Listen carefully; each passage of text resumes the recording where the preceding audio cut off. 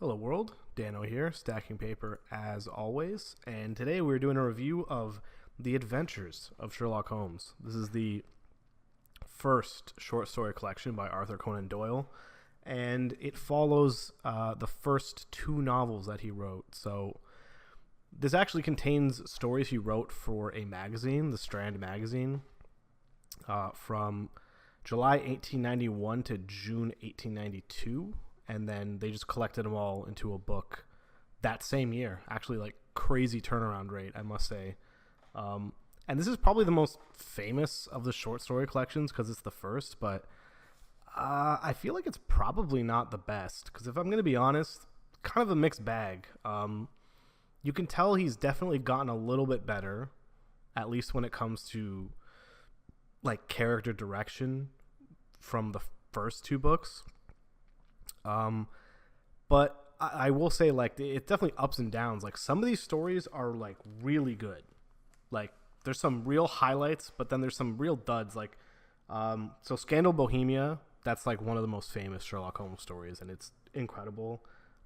Red-Headed League, Boscombe Valley Mystery, Five Orange Pips, and then even like the last one, Adventure of Copper Breeches, really good. But then you have some kind of mediocre ones, if I'm going to be completely honest. Like A Case of Identity, it's just like a woman who, like, her husband has like clearly has no interest in her, but she just can't take a hint, you know.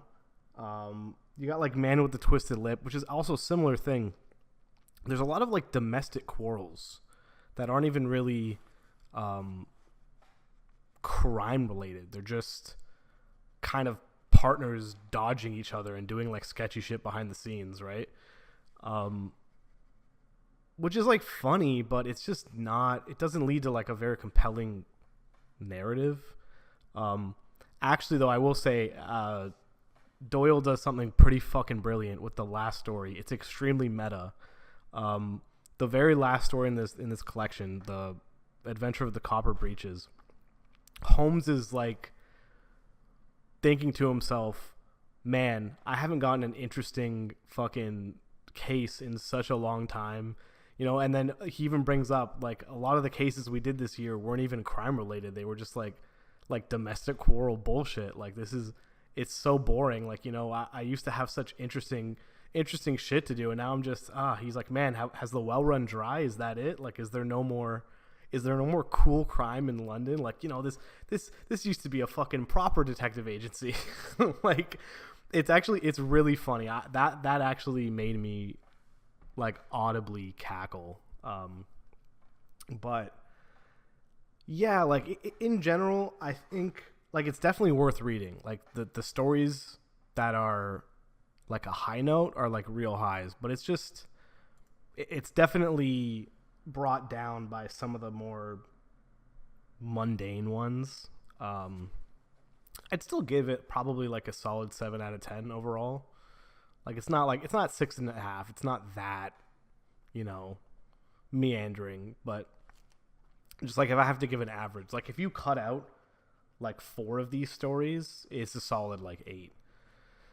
But, you know, you gotta go by overall weighting. So I'm looking forward to the next collection though, Memoirs of Sherlock Holmes, because I think Moriarty gets introduced, and he's like, you know, Holmes' arch nemesis, his counterpoint. So it would be nice for him to actually have like a challenge, because it seems like in all of these stories, there's never really a moment where like Holmes is like actually unsure of himself. He figures shit out really fucking quick, and it's cool how he does it. But there just isn't. There's a lack of stakes.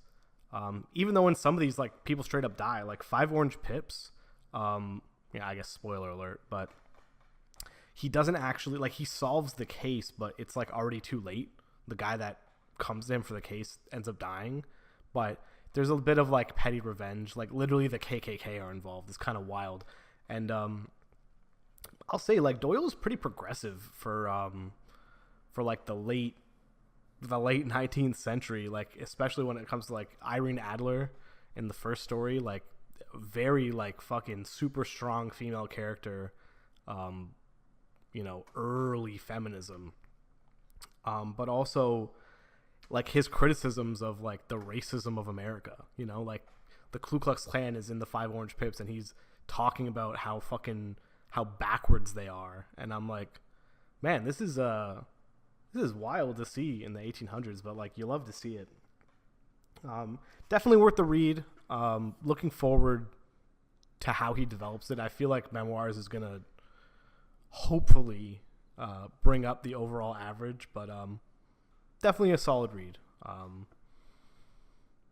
Anywho, I also just finished Solaris, which was the our book club read, and that was amazing. So I'm gonna try to crank that video out ASAP, and then fucking finally finish The Will of the Many. It's been taking so long, but you know, mans are busy, so just trying to play catch up now at this point. But yeah, Adventures of Sherlock Holmes, worth the read.